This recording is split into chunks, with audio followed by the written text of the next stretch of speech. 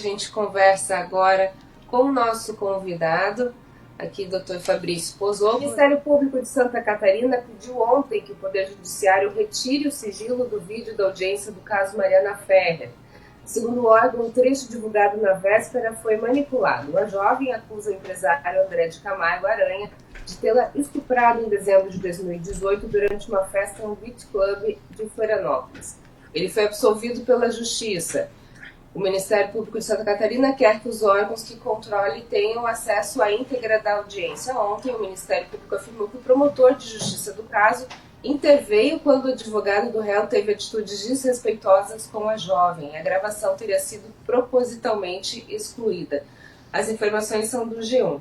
Bom, para a gente começar essa discussão, então, doutor Pozzollo, a gente tem esse assunto, né, premiando a mídia inteiro, o Brasil inteiro falando disso. Agora se veio um novo, não sei se não é diagnóstico, mas enfim, a palavra me fugiu, um novo termo, né? O estupro culposo. O que seria isso? Quem inventou isso?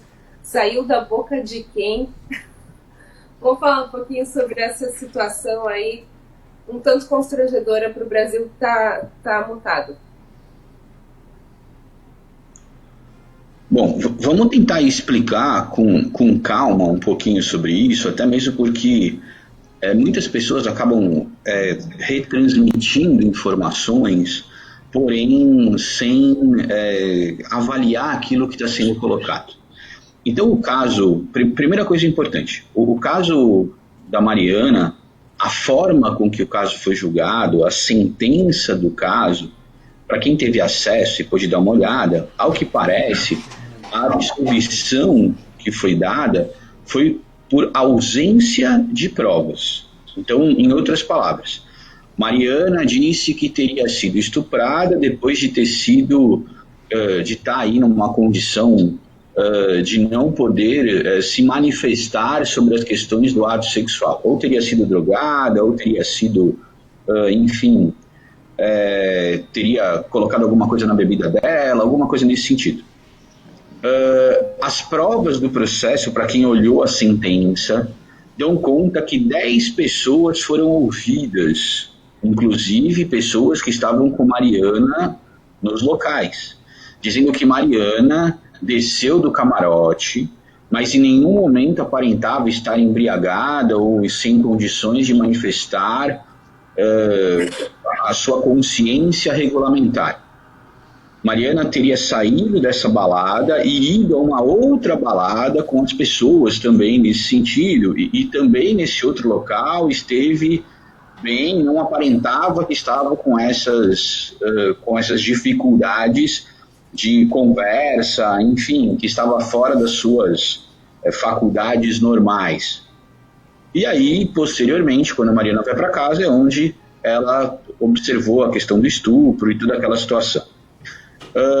Então, o juiz, quando deu a sentença por ausência de provas. Então, o rapaz foi absolvido por ausência de provas. Então, essa é a situação. O porquê da discussão do estupro culposo? O porquê que as pessoas começaram a falar sobre essa situação?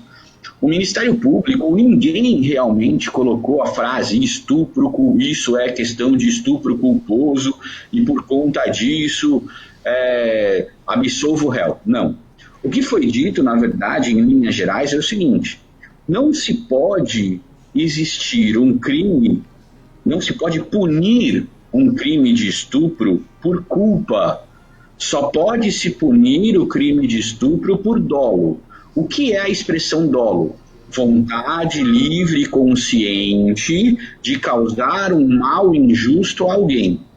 Portanto, se o rapaz teria estuprado a moça, ele teria estuprado com a vontade livre e consciente de causar mal a ela.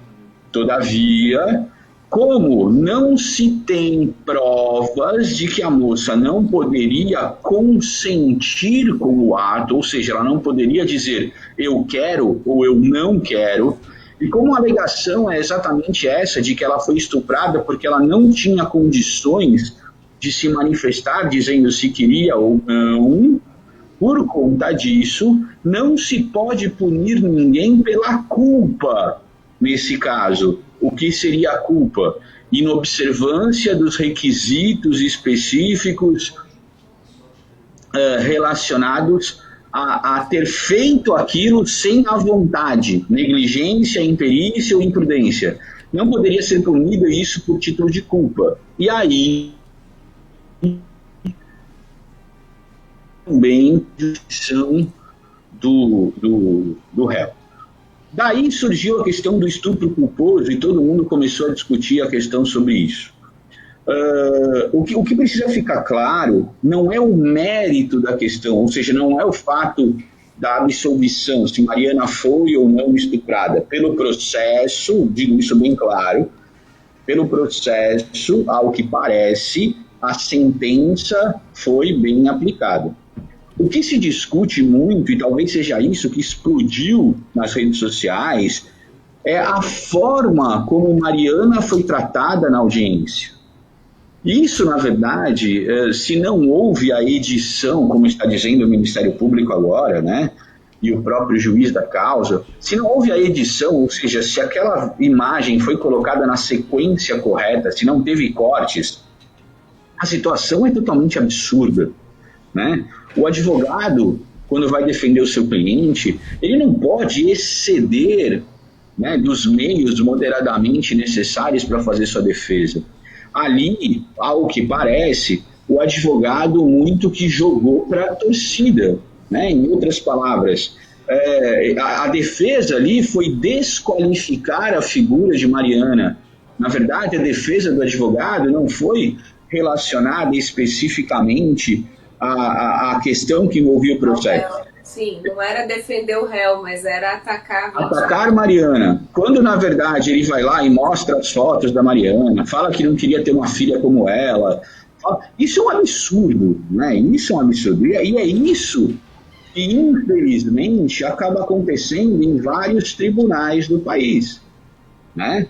Ou seja, doutor, essa é uma situação corriqueira, recorrente? Isso é uma situação corriqueira. Principalmente, é que nós estamos falando especificamente do crime de estupro, mas existe uma tese, por exemplo, que é muito utilizada, ou sempre foi muito utilizada, agora não tanto, mas nos tribunais do júri, que era aquela questão da legítima defesa da honra, né? A história do marido traído. Então eu chego em casa e vejo que sou casado com você e vejo que você estava me traindo com outro homem na cama, e nessa hora eu puxo um revólver e mato todo mundo. E aí eu digo que a legítima defesa da minha honra que foi colocada. Na verdade, a minha honra foi matar você e desqualificar você nesse sentido. Então isso acontece, infelizmente, são teses que são permitidas, mas a forma que a situação foi colocada é que é um absurdo. O ministro Gilmar Mendes, do STF, já se manifestou sobre isso, vários outros juristas se manifestaram sobre isso, e, na verdade, o que está acontecendo hoje é um debate, né? Um debate que precisa ser colocado. Independente da história de Mariana, as vítimas podem ser tratadas dessa forma. O Poder Judiciário, na verdade, deveria acolher essas vítimas e não simplesmente jogá-las aos leões. E é essa discussão que está tendo hoje.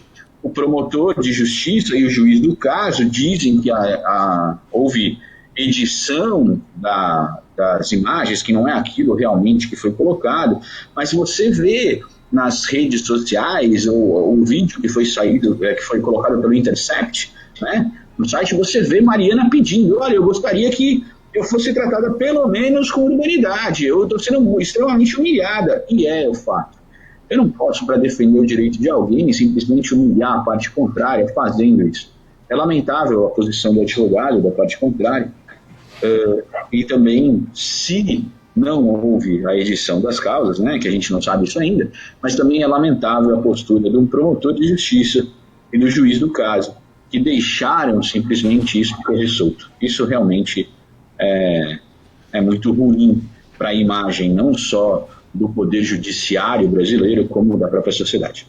Agora, Pozzocco, posso só uma pergunta, Roberto? O que então pode acontecer agora, no caso, não é pelo menos nesse começo, uma revisão dos autos do processo da vítima, da Mariana. O que pode acontecer no momento é uma espécie de comissão de ética, diante de toda essa mobilização, de toda essa repercussão, uma comissão de ética, uma apuração interna do papel do judiciário, e não do caso dela específico, é isso? Exatamente. Uma coisa são eventuais recursos que são interpostos pela defesa de Mariana, enfim, para poder tentar reverter a situação no tribunal. Então isso é uma questão de processo. O que está sendo discutido exatamente as posturas éticas que foram tomadas pelo advogado, pelo promotor e pelo juiz do caso. Já existe aí, na verdade, já foi aberto aí, né, vários incidentes processuais para poderem se discutir a respeito disso. Né? Então, hoje o que acontece e especificamente é relacionado a essa situação, né, a questão ética e a questão de procedimentos que deveriam ser tomados. Pozoco, deixa eu voltar na questão que foi o que estourou nas redes sociais, que é a bendita frase de estupro culposo.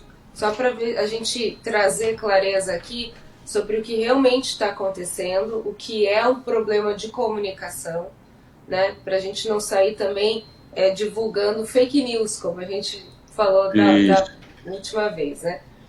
É o seguinte, dentro desse processo, o que a gente entende? Que a justiça entendeu que estão faltando provas para colocar, então, o Aranha na cadeia em relação a estupro contra a Marifé, ok? Sim, é isso? Ok, é isso.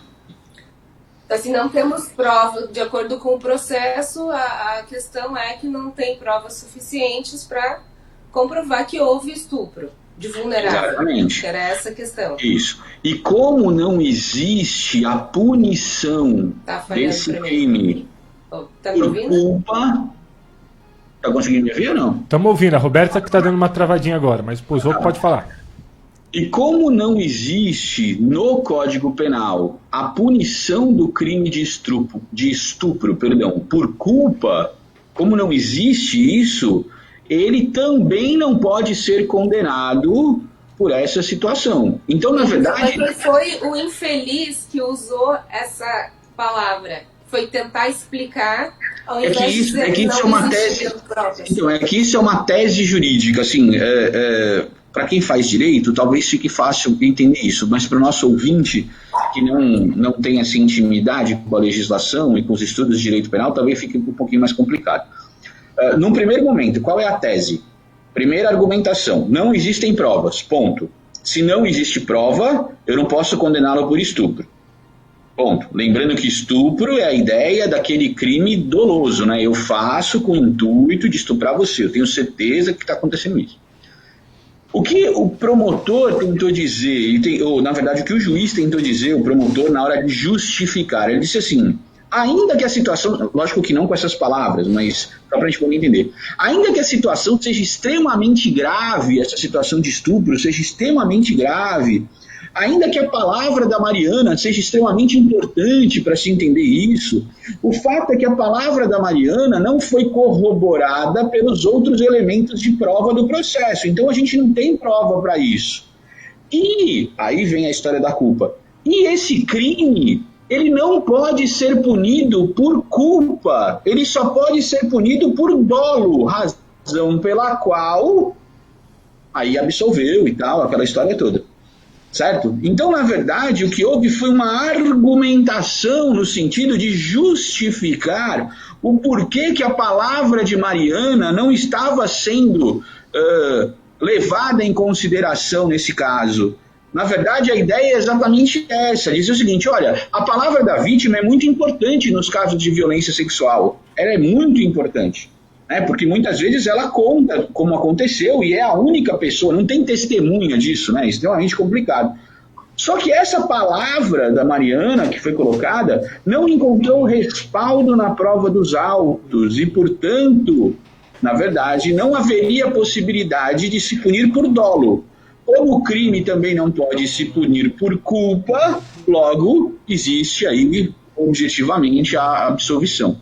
né? Então foi uma forma de argumentar. Na verdade, não se utiliza a palavra estupro culposo, né? Isso foi a forma que foi interpretado por alguém e aí passou essas informações de uma maneira talvez um pouquinho deturpada, e aí acabou acontecendo isso e todo mundo agora começou a falar em estupro culposo.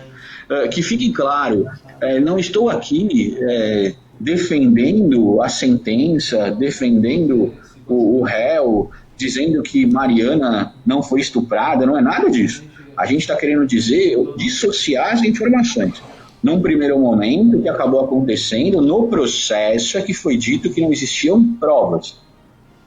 E por existindo provas, e não havendo como se condenar uma situação simplesmente de culpa, porque não existe esse tipo penal na legislação brasileira, só existe essa questão por dolo, então também se absolve. Foi uma retórica de argumentação que foi utilizada nessa situação. Agora, o que tem que ser coibido, o que precisa ser efetivamente revisto, é a forma de se tratar uma pessoa como essa, como Mariana, que foi vítima dessa situação numa audiência. Isso realmente precisa ser revisto. Falando do processo, doutor, pode ter havido uma falha na estratégia da defesa, já que, pelo jeito, a grande dificuldade foi justamente de vincular a sanidade mental, física dela naquele momento ao ato em si. Como focaram muito na questão da droga, do Boa Noite Cinderela, que chegaram a falar, e isso não pôde ser provado, pode ter sido esse o erro de estratégia da defesa? Olha, Vitor, eu não posso falar sobre o processo especificamente, porque eu não conheço, eu só tive acesso à sentença do caso. Eu não olhei o processo em sua forma integral. Mas o que a gente observa é que, infelizmente, a forma como foi conduzida a situação, no sentido de se fazer as provas, lembrando que quem tem que provar, no caso criminal, é o Ministério Público, né? O Ministério Público é que tem que comprovar que o réu cometeu o crime. A defesa não precisa comprovar que ele é inocente. Deixar bem claro isso, né? Existe na nossa Constituição um princípio, né, que se chama princípio da presunção de inocência, né? Então a situação tem que ser colocada sob essa ótica. Mas o que parece é que, pelo que eu leio na sentença e pelo que as pessoas que militam no mundo jurídico estão lendo na sentença, houve uma tentativa de se fazer essa prova específica. Foram ouvidos nesse processo as 10 pessoas que foram ouvidas, e várias delas, em vários momentos, nos depoimentos que foram prestados, sempre disseram que Mariana não apresentava estado de inconsciência, Mariana não apresentava que estava drogada, Mariana não apresentava efeitos do Boa Noite Cinderela, como disseram na época.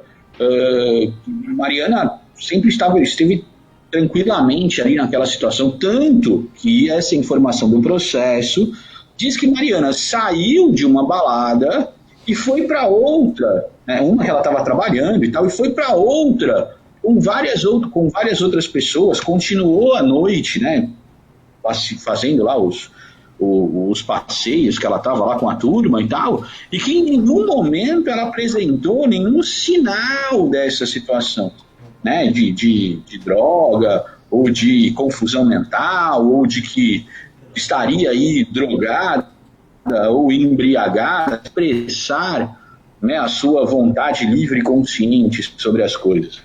E aí depois, só quando ela vai para casa é que tem toda essa situação, e aí a mãe fala sobre isso, e aí esses são os depoimentos que tem no processo, pelo que eu acabo passando o olho na sentença, né? Então, eu não sei se a questão do mérito em si, a absolvição que foi feita, foi uma absolvição errada ou irregular.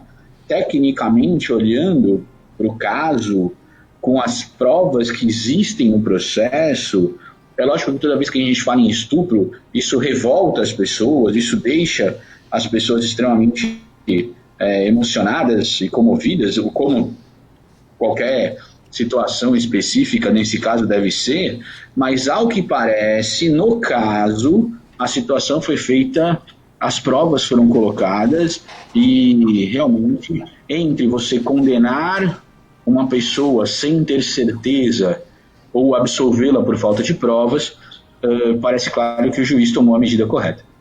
Então, o que a gente tem, na verdade, agora é uma segunda discussão que é em relação a como isso foi conduzido nessa audiência, correto? Então... Exatamente, é isso que precisa ficar claro. As pessoas, na verdade, estão pegando aquela imagem e fazendo um pouquinho de confusão, como se tudo fosse um absurdo, como se tivesse sido... Eu vi até algumas charges, né, nos jornais, mostrando as pessoas, o promotor e o juiz com dinheiro no bolso e tal, como se tivesse comprado, aquela coisa toda. Na verdade, a situação não é bem essa, né? O processo em si, ao que parece, teve todos os requisitos, seguiu todos os requisitos, todas as formas. Agora, a situação como a vítima foi tratada, no caso lá, né, como Mariana foi tratada, isso é realmente um absurdo. E isso demanda aí realmente uma apuração para que situações como essa não venham a acontecer em outros processos. E a gente não fala isso, Roberta, só em relação a essas questões, lógico que a questão do estupro criminal é grande, mas muitas vezes a gente vê juízes destratando, né, as partes em processos trabalhistas, em processos cíveis, em processos criminais, enfim... essa situação, na verdade, que não deve ser admitida. Nem o advogado se portar dessa forma, nem tampouco o promotor de justiça e o juiz permitirem que o advogado se porte dessa forma. Essa omissão que talvez esteja sendo discutida nesse momento, é esse o debate. E o mais importante de tudo isso é saber se houve ou não a edição, né, da audiência, se houve ou não a edição daquela situação. Aquilo aconteceu realmente, o Ministério Público de Santa Catarina disse que foi editado, né? A magistratura, a Associação dos Magistrados também emitiu uma nota dizendo que a atitude do juiz foi correta. Enfim, talvez quebrar-se o sigilo para poder mostrar tudo isso para a população. Agora, se estava em sigilo, como é que vazou essa parte? Aí é onde os sites, onde esses hackers conseguem pegar esses documentos, né? Então, na verdade, o que aconteceu foi que o site Intercept publicou isso, mas a situação foi hackeada. Isso não é público, né? A situação não é pública. Essa audiência. Agora, o problema de liberar isso é que você vai expor muito mais a pessoa, né? Talvez essa ideia, libera para ver como eu atuei. Na verdade, acho que essa não é a situação, porque você está colocando a sociedade cada vez mais expondo Mariana na mídia. Então, acho que essa situação não é a adequada também, né? Que se libere só para os órgãos de ética, mas não para todo mundo. Ok. Vamos colocar, então, agora todo mundo nesse julgamento aí, vamos entender o que pode acontecer. Que implicações todo esse cenário pode trazer para a justiça? A gente falando, então, primeiro do advogado de defesa, o cara que falou tudo aquilo. O que pode acontecer com ele? Na verdade... O que deveria acontecer com ele? O advogado, pelo Estatuto da OAB, ele, na defesa do direito do seu cliente, na verdade, ele não poderia ser punido por conta ele estava dentro do exercício do direito de defesa. O que talvez exista é uma discussão ética em relação ao advogado para saber se ele agiu ou não da maneira que deveria ter agido. Ele tem essa possibilidade de defesa, né, dizendo que ele agiu na defesa do cliente, por conta disso ele não poderia ser punido. Aquela situação toda que vai ser discutida, mas para o advogado nós teremos, se acontecer, uma punição ética, né, que pode ir de advertência, suspensão, situações nesse sentido lá, pelas regras da OAB. A minha impressão, Pozoco, é que o advogado sai com o passe valorizado. Talvez para os clientes, né, que tenham assistido isso, potenciais clientes, na verdade, vão olhar esse advogado dizendo assim, nossa, como esse advogado foi intrépido, como esse advogado, na verdade, defendeu o cliente, como esse advogado destruiu a parte contrária, acabou com a Mariana, quando ele mostra as fotos, nossa, esse advogado é extremamente diligente. E talvez, para as pessoas que efetivamente observem isso, vamos dizer, para a torcida, né, que vai precisar dos serviços desse advogado, talvez ele tenha saído aí dessa situação uma imagem mais fortalecida.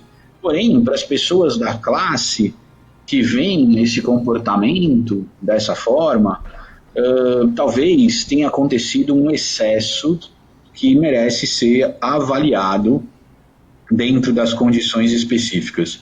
Talvez a pergunta também que tenha se fazer é isso, Vitor. Se não fosse nesse caso, se fosse num outro caso específico, estaria tendo toda essa repercussão também? Né?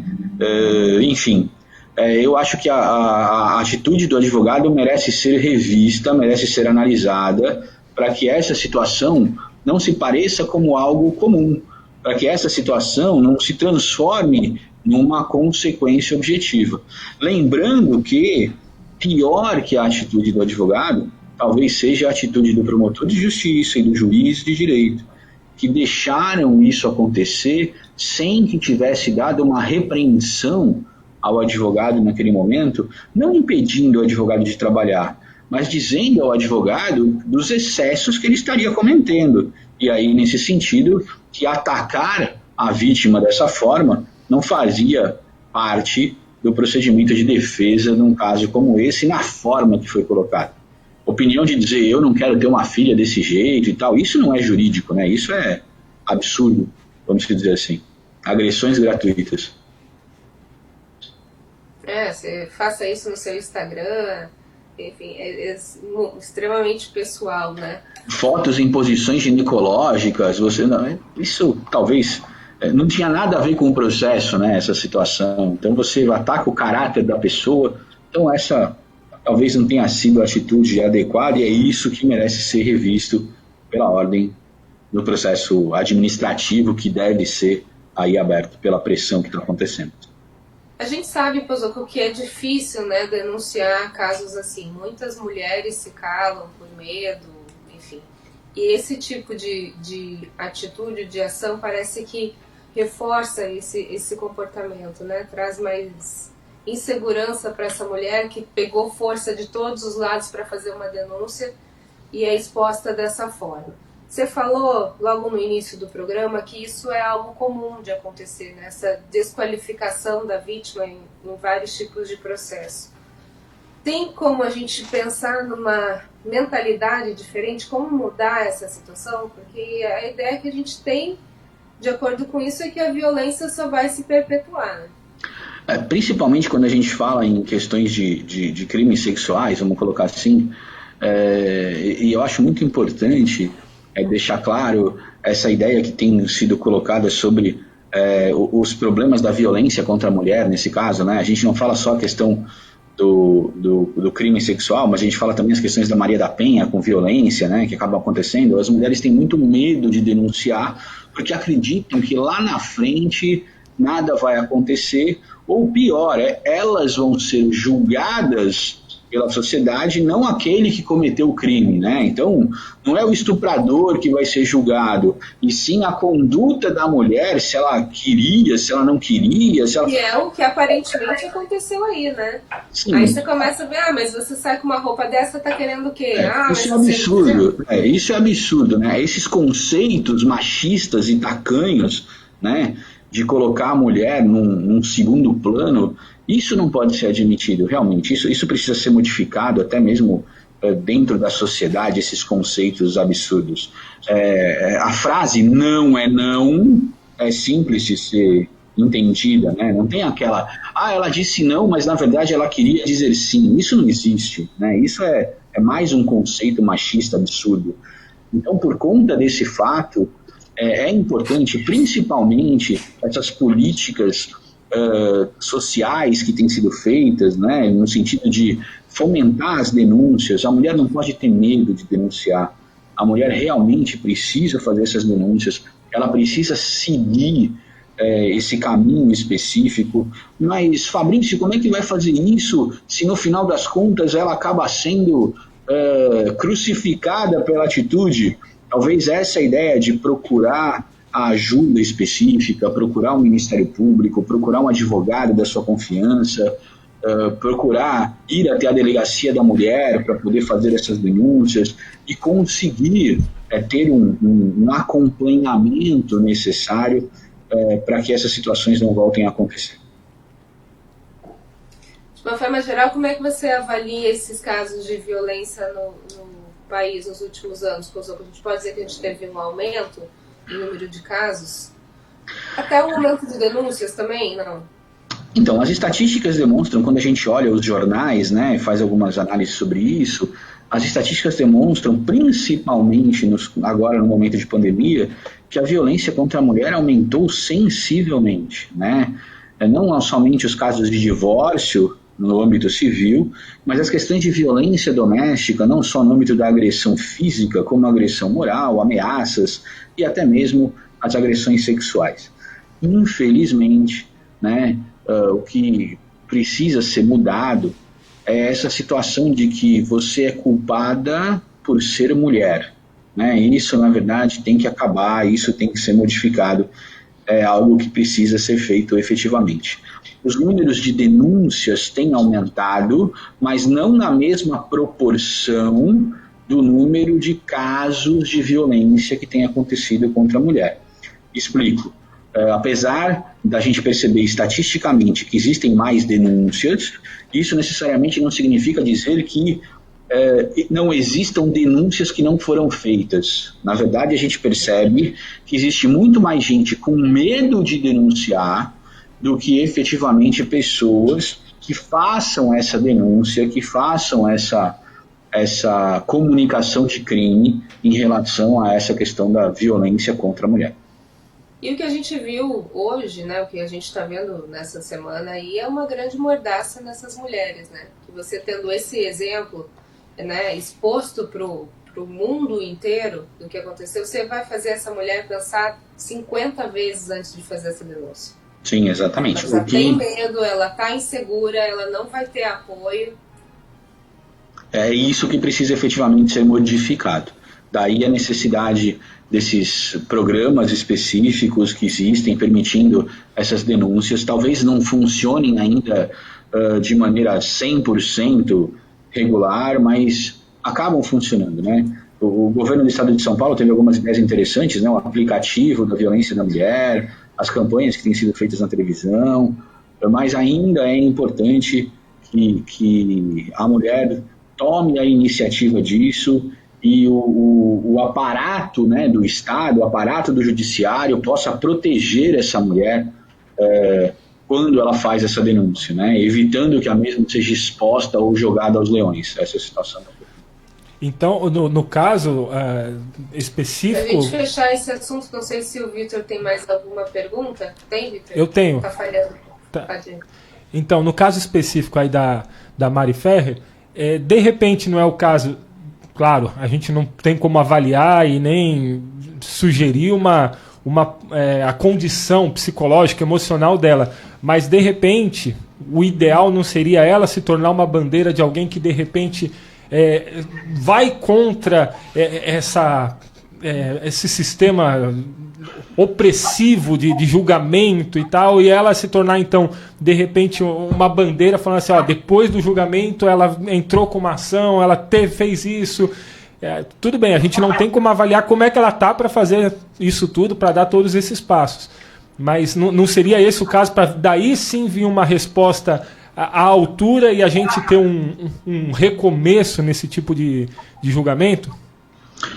Talvez, se não for a figura da Mariana, mas que pessoas possam se inspirar, né, no que aconteceu nesse caso específico e possam, na verdade, tomar essa atitude. A gente sabe que é muito difícil você romper um sistema, né, mas é uma necessidade efetiva, principalmente na forma que a gente vive hoje, né? Infelizmente, esse mundo machista, essa ideia de você crucificar a vítima do caso, antes de você saber o que está acontecendo, como colocou bem a Roberta, né? Também foi usar uma roupa como essa, também tirou uma foto como aquela, também a saia é curta desse jeito, e aí isso tudo efetivamente traz esse problema. Então, se a gente, na verdade, se Mariana talvez não tiver essa força objetiva para fazê-lo, o que seria bem interessante, talvez alguém inspirado no caso de Mariana, e que infelizmente tenha vivido uma situação como essa, possa fazê-lo e levantar a bandeira para poder discutir isso. Mas, Pozoco, eu não falo nem só do ponto de vista da sociedade, eu digo dos termos jurídicos mesmo. Ela entrar com alguma coisa falando assim, o jeito que eu fui tratada não condiz com um julgamento correto, um julgamento... Um recurso, por exemplo. Sim. Em vez da Lei Maria da Penha, a Lei Mariana Ferrer. Então, talvez teria que aí ter que modificar um pouquinho o sistema processual brasileiro para se conseguir entender em relação a isso. É lógico que nós, como operadores do direito, precisamos sempre lembrar que existem 2 pontos que precisam ser analisados, né? A versão da vítima e a versão do réu. Não estou aqui dizendo que Mariana mentiu de forma alguma ou que inventou isso, mas naquele caso específico que foi tratado, pelo menos a forma como a sentença foi dada, não ficou provadas as alegações de Mariana. Então, se não ficou provadas as alegações de Mariana, e no processo penal a gente tem que condenar as pessoas quando efetivamente existe um juízo de certeza e probabilidade, como isso não ficou comprovado, o réu foi absolvido. É lógico que toda vez que se fala em crime sexual, isso é uma situação muito importante, mas objetivamente, Mariana pode recorrer, pode efetivamente ir buscar em outras instâncias superiores as reparações dos danos que ela acredita que tenha direito, pode de repente buscar na própria justiça civil uma indenização pela forma como ela está sendo exposta na mídia. Exatamente, é isso que eu... Então, tudo isso pode ser feito, mas eu acho que é importante que Mariana consiga, conversando com seus advogados, uma análise do caso objetivo para poder fazer, aí continuar procurando os seus direitos na justiça, né? Eu acho que isso é fato. O que a gente pode esperar, então, como lição do que está acontecendo? Eu posso dizer que não... Pelo que eu estou entendendo, não é um assunto que passou batido, né? Trouxe uma grande comoção nacional, talvez muito mais pela questão dessa má interpretação do estupro culposo do que realmente pelo erro que teria sido essa condução aí no tratamento com a Mariana Ferrer. Gostaria que você falasse um pouquinho sobre a gente isso. percebe, Roberta, exatamente isso, né? A discussão toda, a comoção toda, ela advém dessa confusão, vamos colocar assim, que falaram sobre o estupro culposo, que realmente é um absurdo, né? Então, por conta desse fato, talvez o papel importante que a gente está tendo aqui é de colocar talvez os pingos nos is e separar essas situações específicas, né? Mas que fique claro, a situação não foi bem essa, né? Talvez a importância de tudo isso seja a gente conseguir, através dessa situação, realmente arrumar a casa, né? Acertar essas mazelas aí que acabam infelizmente acontecendo no Poder Judiciário, na forma como os excessos acabam tratando as vítimas, né? Isso talvez deva ser objetivamente revisto. Por conta disso, é muito importante o papel, né, dos órgãos aí que fazem as análises, né, do CNJ, da Corregedoria, do Conselho Nacional do Ministério Público, da própria OAB, que vai estar dando o encaminhamento necessário e a análise efetiva dessas condutas para que essa resposta seja dada e situações como essa não venham mais a acontecer. Agora, Pozoco, esse tipo de repercussão nas redes sociais, tudo bem que nesse caso específico,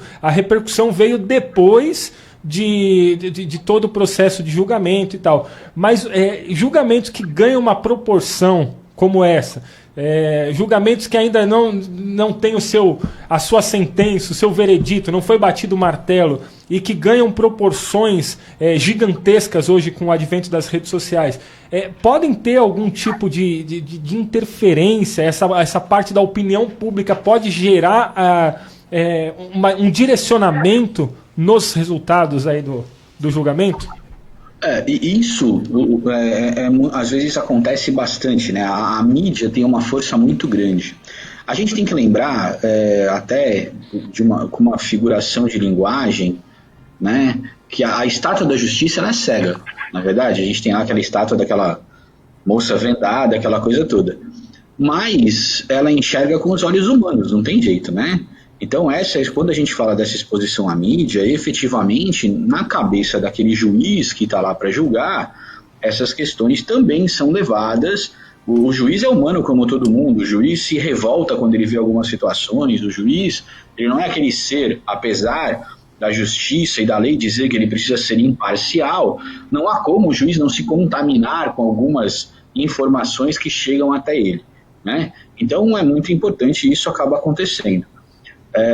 O papel da mídia em esclarecer e levar essas informações é muito importante, né, em relação a isso. A gente só precisa lembrar que todo o processo tem dois lados, né? E da mesma forma que de um lado isso pode impactar de maneira positiva, isso também pode impactar de maneira negativa.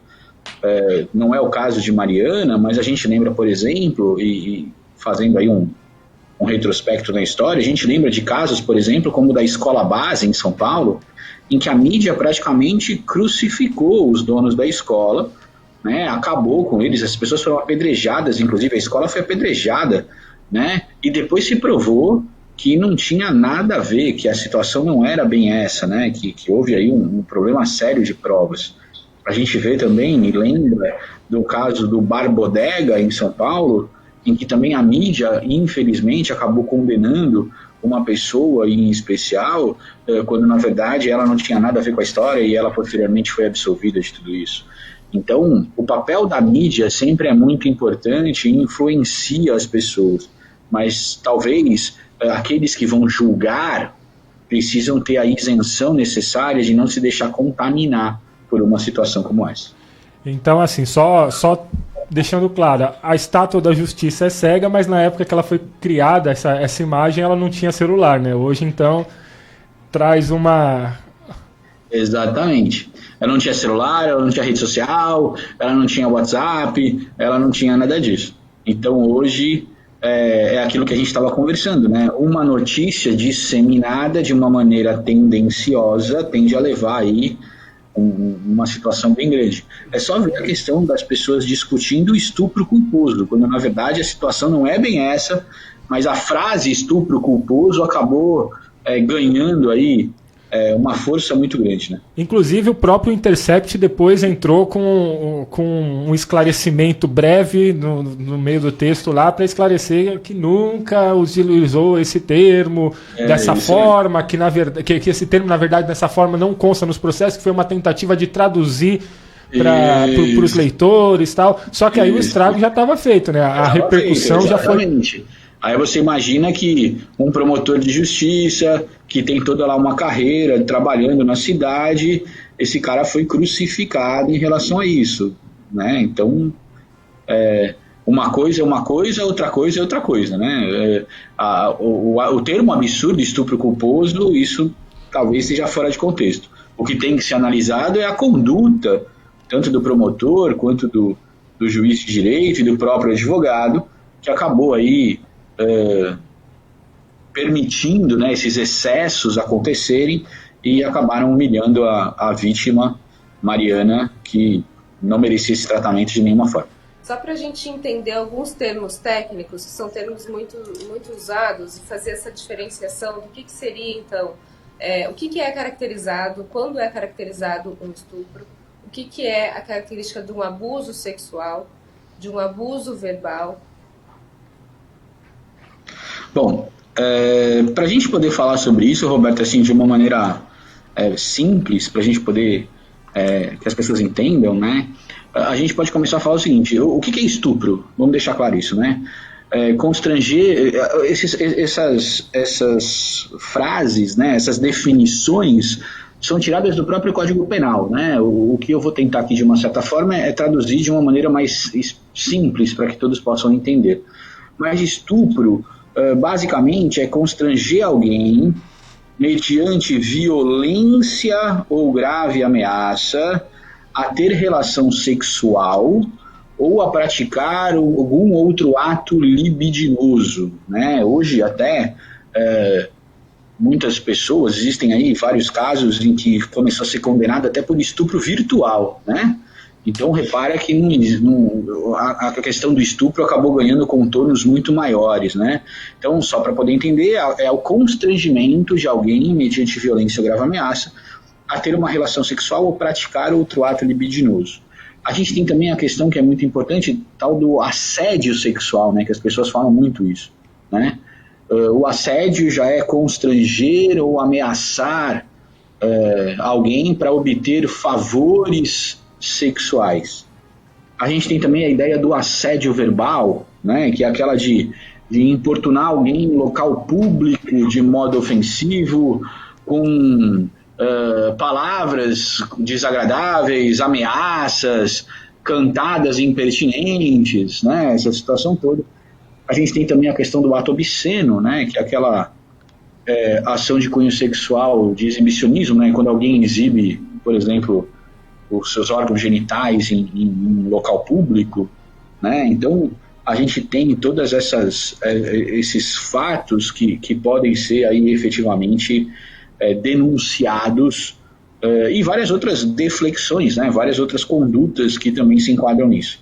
O mais importante é, pelo menos na minha humilde opinião, se uma mulher se sentir dessa forma, né, se sentir aí acuada por ter sido vítima de algum desses delitos, é importante que ela denuncie. Por mais difícil que possa parecer, a gente só vai conseguir resolver alguns problemas se a mulher conseguir fazer essas denúncias. Então que ela procure efetivamente a delegacia da mulher, que ela possa se utilizar muitas vezes do Disque Denúncia em relação a isso, que ela possa, na verdade, procurar um advogado da sua confiança, procurar a OAB da sua cidade, procurar um Ministério Público, para que efetivamente essas denúncias sejam levadas a cabo e se consiga a efetiva punição dessas pessoas que, infelizmente, acabam violentando, não só fisicamente, como também psicologicamente, grande parte das mulheres quando se submetem a uma situação como essa, que é realmente absurda. Então, só nessa situação que a gente teve aí da Mariana Ferrer, existe alguma... A gente pode dizer que nesse momento aí do julgamento teve algum tipo de abuso moral?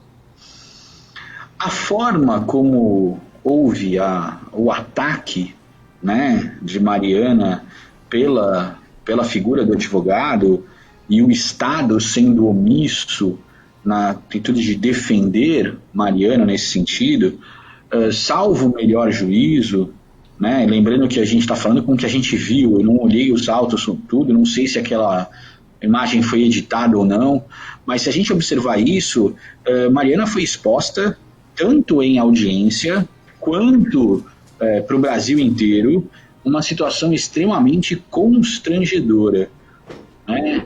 Eu acredito que exista a possibilidade de Mariana ingressar com uma ação judicial contra o Intercept, que fez a denúncia e acabou colocando Mariana na mídia inteira, sem a vontade dela, objetivamente, se for o caso, e contra o Estado por ter permitido esses absurdos, né, relacionados à forma como Mariana foi tratada em audiência, pela omissão específica em relação a isso.